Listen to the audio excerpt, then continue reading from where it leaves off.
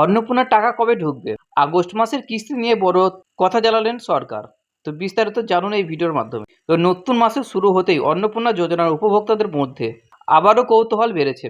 অনেক মহিলারাই 1 আগস্ট থেকে ব্যাংক অ্যাকাউন্ট টাকা এসেছে কিনা তা খোঁজ নিতে শুরু করেছেন।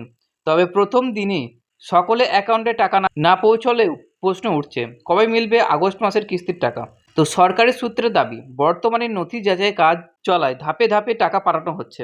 অন্নপূর্ণা যোজনার আগস্ট মাসের কিস্তি সূত্রে খবর অনুযায়ী আগস্ট মাসের কিস্তি দেওয়ার প্রক্রিয়া শুরু হলেও 1 আগস্টের মধ্যে সব উপভোক্তাদের ব্যাংক অ্যাকাউন্টে টাকা পৌঁছয়নি।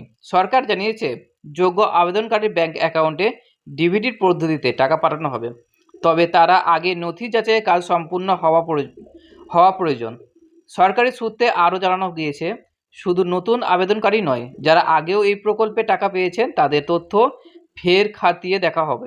প্রকল্পের সুবিধা যাতে শুধুমাত্র প্রকৃত যোগ্য মহিলারা পান, সেই লক্ষ্যে সেই যাচাই প্রক্রিয়া চালানো যাচ্ছে। যেসব আবেদন ইতিমধ্যে অনুমোদিত হয়েছে এবং যাদের সমস্ত নথি যাচাই সম্পূর্ণ হয়েছে তাদের অ্যাকাউন্টে পর্যায়ক্রমে আগস্ট মাসে তৃতীয় কিস্তির টাকা পাঠানো হবে।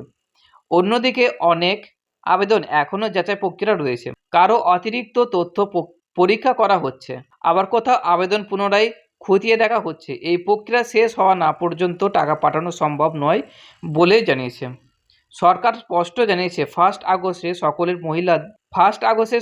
মহিলার অ্যাকাউন্টে এই টাকা জমা হবে এমনটা কোনো নিয়ম নেই। পুরো মাস জুড়ে ধাপে ধাপে ভিত্তি উপভোক্তাদের অ্যাকাউন্টে টাকা পাঠানো হবে। তাই প্রথম দিনই টাকা না এলে উদ্বিগ্ন হওয়ার কোনো কারণ নেই।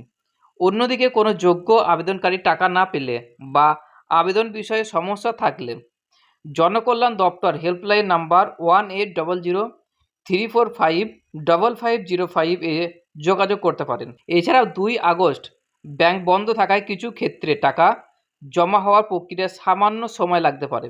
সরকারি সূত্রের দাবি, যাচাই প্রক্রিয়া শেষ হওয়ার পর যোগ্য উপভোক্তারাই আবেদনকারীর কাউকে বঞ্চিত হবে না এবং নিয়ম মেনেই তাদের অ্যাকাউন্টে টাকা পাঠানো হবে।